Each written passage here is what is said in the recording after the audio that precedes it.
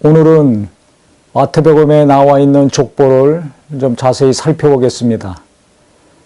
마태복음의 족보를 보면은 특징이 다윗 이후로 유대 왕들의 이름이 기록이 되어 있습니다. 즉 마태는 유대인으로서 유대인에게 예수를 전하려는 목적으로 복음서를 기록했기 때문에 왕의 족보가 나와 있는데, 누가복음은 다윗 이후에 솔로몬이 나오지 않고 나단의 이름이 나옵니다. 즉 다윗 이후부터 요셉의 아버지 이름이 다릅니다. 아브라함부터 시작해서 다윗, 그 다음에 예수님으로 이어지는 마태복음의 족보와 달리 누가복음에서는 예수로부터 시작해서 요셉, 그 다음에 다윗, 그 다음에 아브라함, 아담, 그 위에 하나님으로 이어집니다. 즉 누가는 이방인이었기 때문에 이방인을 대상으로 모든 사람의 구주가 되시는 예수님을 소개하려고 족보를 그렇게 기록을 했습니다. 마태는 유대인을 대상으로 예수님이 유대의 왕이시고 메시아임을 증명하려고 이와 같이 왕의 족보를 기록을 했습니다. 그런데 특이한 것은 왕의 이름, 또 아브라함의 후손들 남자 이름만 기록된 것이 아니라 마리아와 함께 4명의 여인이 기록이 나옵니다. 첫 번째 나오는 여인이 다말입니다. 유다의 며느리죠. 유다와 관계를 맺어서 후손을 낳습니다.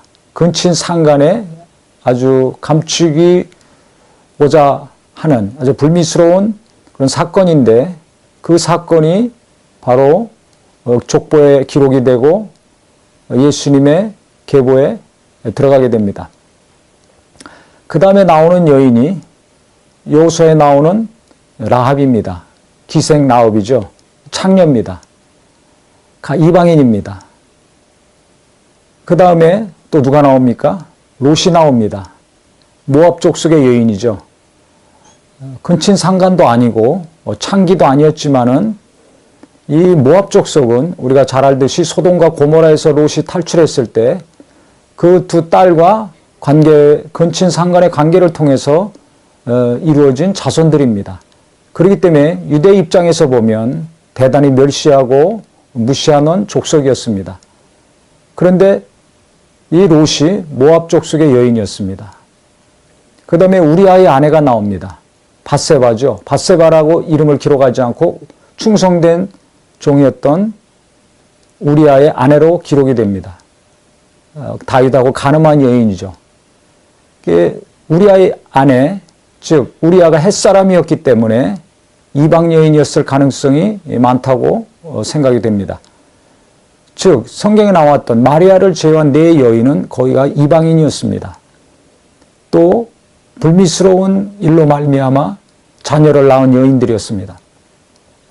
왜 이 여인들의 이름이 기록이 되어 있을까요? 왕들의 이름만 기록이 되어 있다면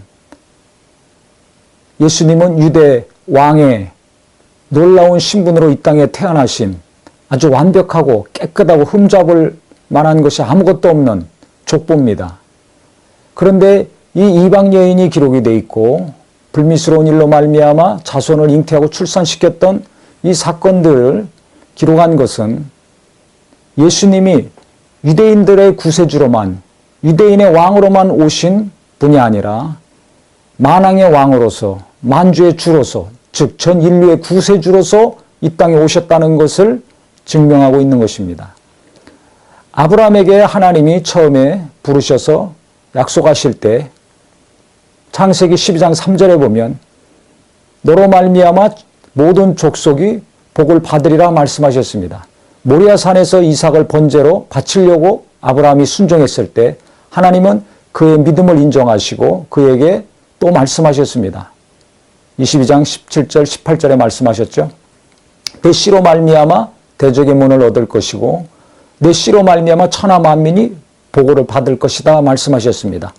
즉 유대인뿐만이 아니라 천하 만민이 모든 족속이 구원을 받는다는 것을 말씀하셨습니다. 아브라함의 후손, 즉 예수 그리스도를 통해서 대적, 마귀의 권세가 깨질 것이고 문은 권세를 의미합니다. 대적의 문을 얻으리라. 마귀의 권세를 깨뜨리신다는 거죠. 천하 만민이 복을 얻을 것이다.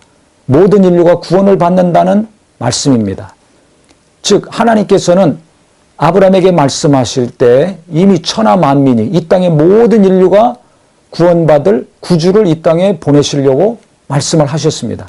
그런데 이스라엘 백성들은 선민의식이 있어서 자기 민족들만 구원받는다고 생각했습니다.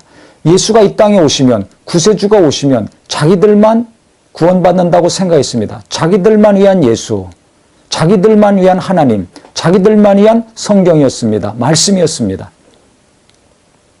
그런데 예수님은 유대인들만을 위한 예수님이 아니라, 구주가 아니라 이방인들의 피가 섞인 족보를 통해서 이 땅에 오셨어요. 이방인들을 위한 그리스도 예수라는 것입니다.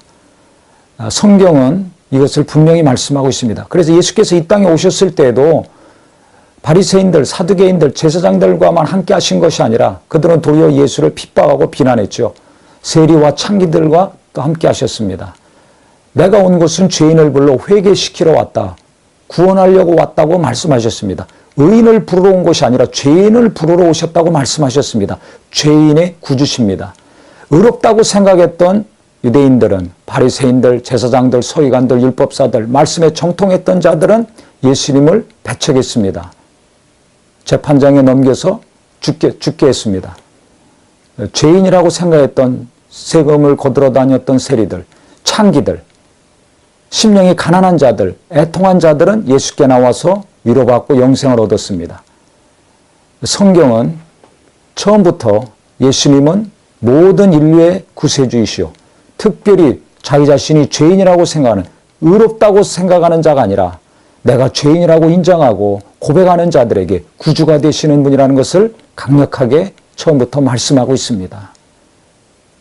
또 한 가지 특이한 것은 마지막에 16절에 보시면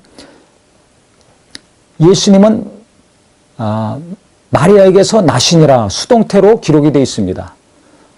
아버지가 아들을 낳고 누가 누구를 낳고 다 남자가 남자를 낳고 능동태로 되어 있는데 마지막에 예수님께 와서는 마리아가 예수님을 낳으셨다고 기록을 하고 있습니다. 마리아에게서 그리스도라 칭하는 예수가 나시니라. 그러니까 예수님은 혈통을 통해서, 즉 남자와 여자의 혈통, 인간의 정욕을 통해서 오신 분이 아니라 성령으로 잉태돼서 이 땅에 출생하신 하나님의 아들이심을 또 말씀하고 있습니다. 즉 예수께서 이 땅에 오셔서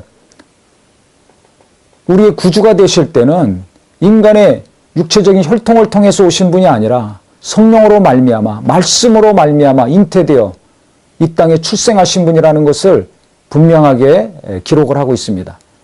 예수님은 완전하신 하나님이신 동시에 완전하신 사람이십니다. 예수님의 신성과 인성을 이 족보에서는 분명히 또 말씀하고 있습니다. 우리가 이 족보를 통해서 다시 한번 알아야 될 것은 내가 믿는 예수, 우리가 전해야 될 예수는 완전하신 사람이신 동시에 완전하신 하나님이시라는 것입니다. 이 신성과 인성을 인정할 때 우리는 구원을 받을 수 있고 이것을 전할 때 우리가 영혼을 구령하는 전도자의 삶을 살 수 있을 것입니다. 우리를 구원하러 오신 예수, 의인을 위해서 오신 분이 아니라 죄인을 구원하러 오신 예수, 하나님이신 예수, 말씀이 육신이 되어 동정녀 마리아에 잉태되어서 성령으로 이 땅에 오신 예수를 오늘도 영접하고 의지하고 깊이 생각하심으로 주님이 이 땅에 오셔서 이루고자 하셨던 그 구원의 기쁨과 감동과 죄사함의 은혜가 넘치는 하루가 되시기를 예수 이름으로 축원합니다.